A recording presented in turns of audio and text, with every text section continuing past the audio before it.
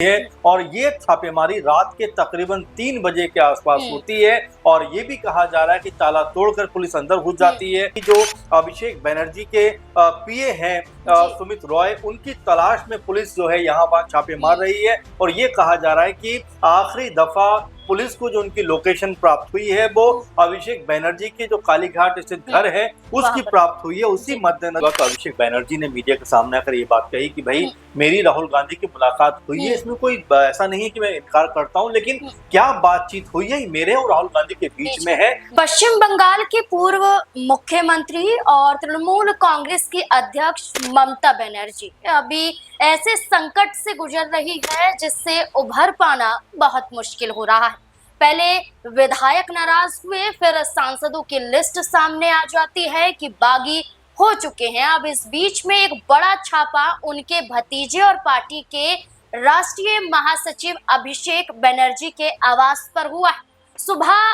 तड़के ही देखा गया कि छापेमारी की गई और इसके पीछे की वजह एक वित्तीय संकट को लेकर बताया गया और इससे पहले सीआईडी ने भी छापेमारी अभिषेक बनर्जी के आवास पर की थी। अब ये माना जा रहा है कि एक तरफ तो विधायक सांसद नाराज हैं, बागी तेवर इख्तियार कर रहे हैं, दूसरी तरफ भारतीय जनता पार्टी को अपना समर्थन सौंप सकते हैं और तीसरी तरफ ये माना जा रहा है कि ममता बनर्जी का क्या होगा। इस बीच में अभिषेक बनर्जी के आवास पर छापेमारी क्या बताता है कि एक एक कर निशाना बनाया जा रहा है और क्या ममता बनर्जी का जो बचा कुचा जनाधार था वो भी अब पश्चिम बंगाल में खत्म हो जाएगा, या फिर जो एक बड़ा ऑफर कांग्रेस पार्टी के जरिए दिया गया था क्या इस ऑफर को ममता बनर्जी स्वीकार करने के लिए मजबूर हो जाएंगी। ये बड़ा मुद्दा है पश्चिम बंगाल में और ममता बनर्जी इस वक्त एक बड़ा चेहरा बन चुकी हैं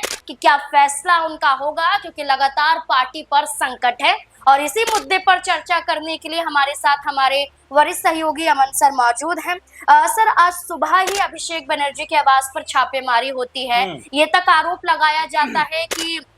जो पुलिसकर्मी होते हैं वो ताला तोड़कर घर के अंदर घुस जाते हैं, ये आरोप लगाए जाते हैं। ममता बनर्जी पहुंच जाती है और ये कहती है कि लोकतंत्र का हनन है। एक तरह से ये पूरा मुद्दा क्या था और क्या कुछ नजर आ रहा है? देखिए बिल्कुल नाज़मीन, और लगातार ऐसा लगता है कि टीएमसी के ऊपर अब मुश्किलों का जो पहाड़ है वो और ज्यादा उनके लिए परेशानी का सबब बनता हुआ दिखाई पड़ता है, क्योंकि अब तक हम देख रहे थे कि तमाम उनके जो विधायक है, सांसद हैं, किनारा करते हुए दिखाई पड़ते हैं, कई गुट बनते हुए नजर आते हैं। लेकिन इसी बीच एक बड़ी खबर सामने आती है कि पार्टी के जो महासचिव हैं अभिषेक बनर्जी और ममता बनर्जी के भतीजे भी हैं, उनके कालीघाट में जो उनका आवास है वहां पर पुलिस जो है छापेमारी करती है और ये छापेमारी रात के तकरीबन 3 बजे के आसपास होती है और ये भी कहा जा रहा है कि ताला तोड़कर पुलिस अंदर घुस जाती है और काफी देर तक सर्च अभियान चलता है। लगभग 4 घंटे का समय बताया जा रहा है कि 3 बजे से 6 या 7 बजे तक ये जो सर्च अभियान है ये चलता हुआ दिखाई पड़ता है, छापेमारी होती हुई दिखाई देती है।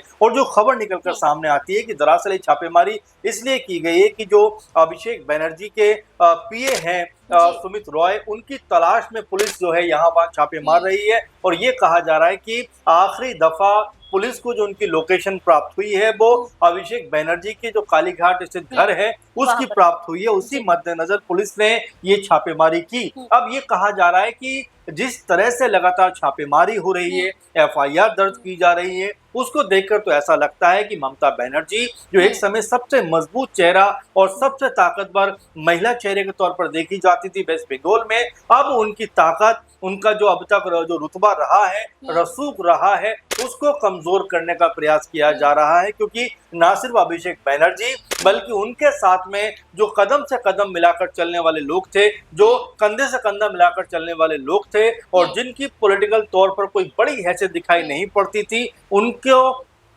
जिस तरह टीएमसी के में आने के बाद बड़े बड़े पदों पर भेजा गया, सांसद बने, राज्यसभा सांसद बने, एमएलए बने, आज वही लोग ममता बनर्जी को आंखें दिखाते हुए दिखाई पड़ते हैं। इसमें ये कहा जा रहा है कि विधायकों के जरिए, सांसदों के जरिए कि इसका मुख्य कारण उनके खुद के भतीजे अभिषेक बनर्जी हैं। उनका कहना है कि या तो वो पार्टी से बाहर हो या फिर ममता बनर्जी का सांसद साथ छोड़ देंगे। देखिए बिल्कुल, और इसमें कोई दोमत की बात नहीं है कि इस तरह की बातें निकल कर सामने आ रही हैं, लेकिन मसला क्या बन जाता है कि देखिए आप अगर टीएमसी के टिकट पर चुनाव लड़े हो और जाहिर बात है कि अगर कोई शिकायत भी है, कोई शिकायत हमेशा रहती है। और देखिए, बड़े-बड़े जब दल होते हैं तो तमाम चीज़ों को लेकर बातचीत और जो है आपके मन के मुताबिक नहीं होती है, तो आप बैठ कर चर्चा करते हो। लेकिन इसका मतलब ये नहीं है कि जो लिस्ट सामने आई है, लगभग 19 जो सांसद हैं वो टीएमसी से टूटते हुए अलग दिखाई पड़ते हैं, जिसका मतलब ये हो जाता है कि टीएमसी जो एक समय सबसे ताकतवर बन के उभर रही थी, अब यहाँ पर कमजोर होती हुई दिखाई पड़ती है। आपको बता दें कि जो लिस्ट जारी हुई है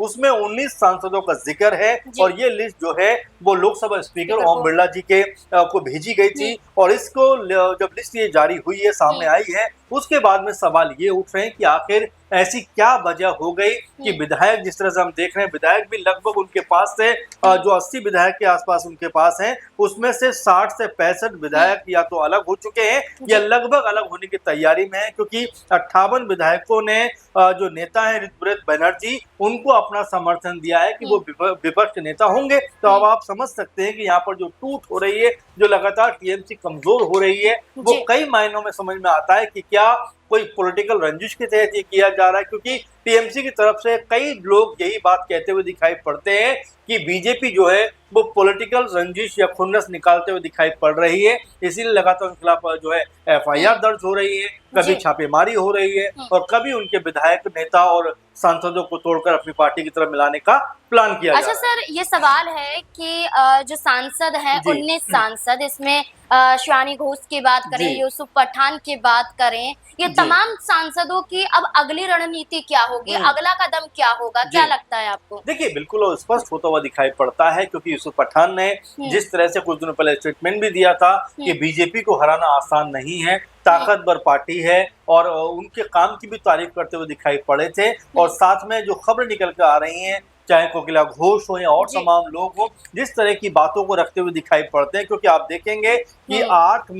13 में से 4 जो राज्यसभा सांसद हैं वो भी अपने पदों से इस्तीफा दे चुके हैं, सदस्यता छोड़ चुके हैं। और ऐसे में ये जितने भी लोग हैं, चाहे सुखेंदु शेखर हो या सुष्मिता देव हो या प्रकाश चिक हो, कोयल मलिक हो, इन लोगों ने जिस तरह इस्तीफा दिया है, तो ये कहा जा रहा है कि इनका रुझान जो है पूरी तरीके से बीजेपी की तरफ दिखाई पड़ता है। और जाहिर बात है कि बीजेपी की तरफ अगर ये रुझान है, तो जाहिर बात है कि आने वाले दिनों में बीजेपी के अंदर ये लोग शामिल होते हुए दिखाई पड़ेंगे। इसके अलावा आपने लोकसभा सांसदों का जिक्र किया, क्योंकि ये कहा जा रहा है कि तकनीकी आधार पर कम से कम 20 सांसद होने चाहिए, और जो आंकड़ा है बताते हैं कि वो 18 या 19 के आसपास दिखाई पड़ता है, क्योंकि शत्रुघ्न सिन्हा